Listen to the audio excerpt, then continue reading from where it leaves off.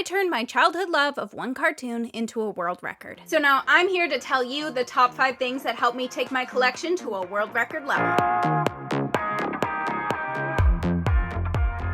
Number 1 isn't really a tip as much as something that's literally required to apply for a collection world record, and that is to have an inventory. But don't worry, it comes in handy for so many other reasons. Now, the Guinness requirements for this is actually pretty simple. You need the number, you need the name of the item, and you need a photo of the item. But I expanded mine specifically so that it was useful for a lot of other reasons, including condition, the year it's from, and finally, how much the item's worth, because later this really helps with getting collection-specific insurance. Everything else is kind of done to taste, but I suggest doing this now rather than later because it takes forever. You can also use your inventory to make sure that you don't buy any doubles, because for Guinness, doubles don't count. And the more information you put into your inventory, the more likely you are to not buy a double, even if it's similar. I'm so glad they didn't make this confusing.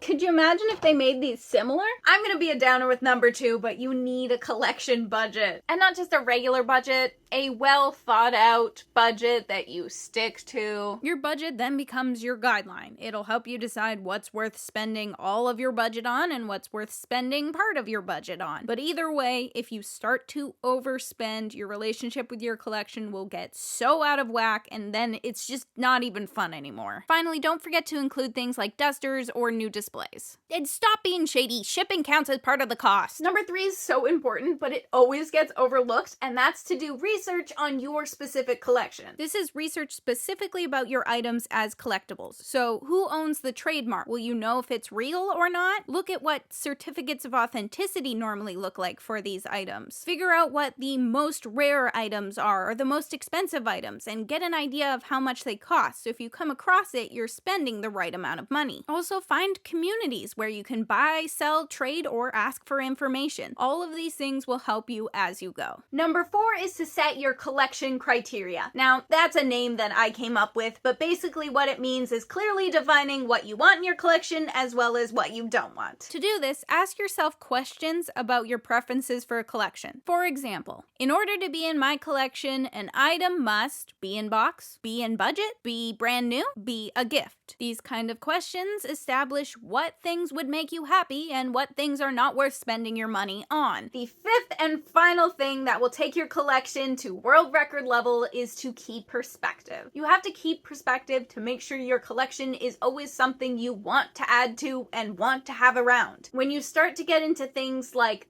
fear of missing out, where you feel like you have to buy everything regardless of how much it is or how much you like it, all of that should not ruin your collecting experience. This is a hobby. It's supposed to be fun. We're supposed to have a good time. We're supposed to surround ourselves with things that we love. The key of collecting is curation. It's also important to keep perspective on your collection versus somebody else's. You and somebody else are not the same. Your collections cannot grow at the same rate. You might not even like the same things. They might have more money. None of that should affect your opinion on your collection. A collection is not there to get bigger. It's there to bring you joy. I would also say, in terms of going for the world record, keep perspective on that. You need to still like your collection even if you don't get the world record for whatever reason, because at the end of the day, the most important thing about your collection is that it's yours and it's making you happy. Yes, it's corny, but it's also true. So those are the 5 biggest things that took my collection to a world record level. If you want more tips on collecting or to see my adventures in collecting here at the Scoob House, hit that subscribe button. I'll be happy to have any new collectors here. You can also go and check out my collector's course on Patreon, where I've narrowed down all 20 years of my collecting experience into one easy to follow course. There are also downloads available for things like an inventory, budget, and collector criteria template to really get you started